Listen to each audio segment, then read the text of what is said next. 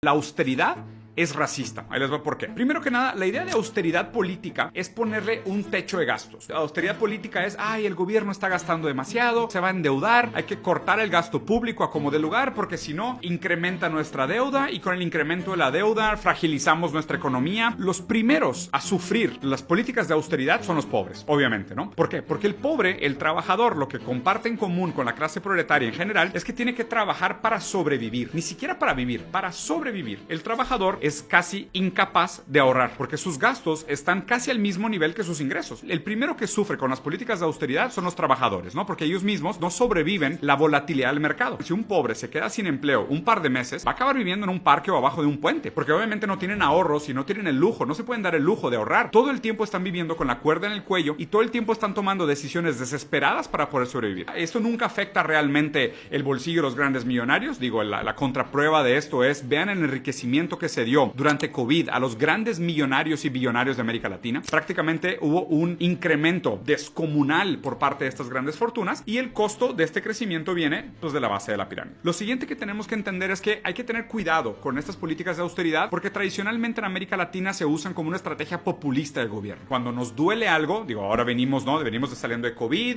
ya oficialmente Estados Unidos declaró que terminó el estado de emergencia, al parecer esto quedó atrás y ahora pues la gente empieza como a reconstruir sus vidas. Dicen, oye, pues obviamente como durante el COVID el Estado tuvo que financiar el desarrollo de vacunas, la aplicación de las vacunas, las medidas de seguridad, las medidas de rescate para la gente, pues hay una deuda fiscal bastante grande, hay una deuda en el Estado bastante grande y pues como no están dispuestos a aumentar el nivel de recaudación porque nunca le dejan subir los impuestos a los ricos, porque los ricos patrocinan los partidos, entonces obviamente no los dejan, sus verdaderos jefes no dejan a los políticos subir los índices de impuestos, no hay suficiente recaudación fiscal y al mismo tiempo pues queda un agujero grande en el gasto. Entonces inmediatamente sale la gente, los liberales, a decir no, necesitamos recortar el gasto estatal. Ya definimos que esto primero daña a la gente. Lo segundo que pasa es que esto produce las condiciones ideales para que surjan políticos reaccionarios. Acuérdense que de alguna manera el progresista es el que sueña con un futuro mejor y el reaccionario es el que trata de regresarte a una condición anterior que se vende a sí misma como mejor que la actual. Aunque los dos puedan ser un poco soñadores, ¿no? Ninguno de los dos es realmente materialista. Donde el progresista idealiza el futuro, el conservador idealiza el pasado, pero los dos idealizan de alguna manera, ¿no? Esto se presta para mucho populismo hablar de austeridad, porque unos te lo van a vender como,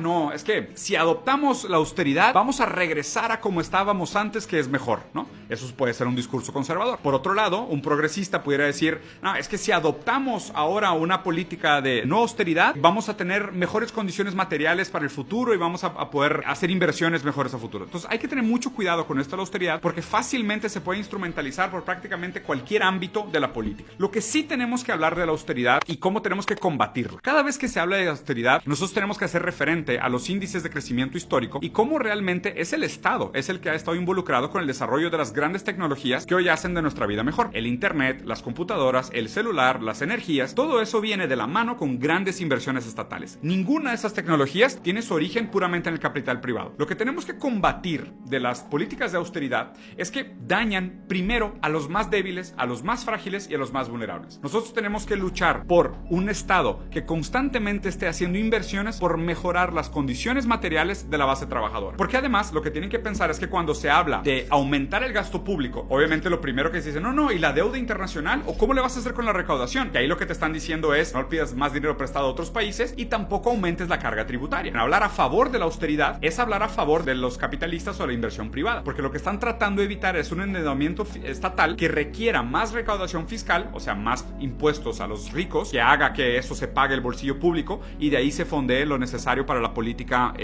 social. Entonces lo que tenemos que hacer nosotros es asegurar que esta inversión estatal afecte primero a la base trabajadora. Tenemos que pelear en contra de la austeridad fiscal, pero también tenemos que exigir que aquello que se haga desde la política beneficie primero que nada a la base trabajadora y se vea reflejado en los sueldos y el poder adquisitivo a la base de la pirámide. No nos sirve un país que tenga muchísimos millonarios y billonarios si el poder adquisitivo y los sueldos tradicionales de la gente están estancados.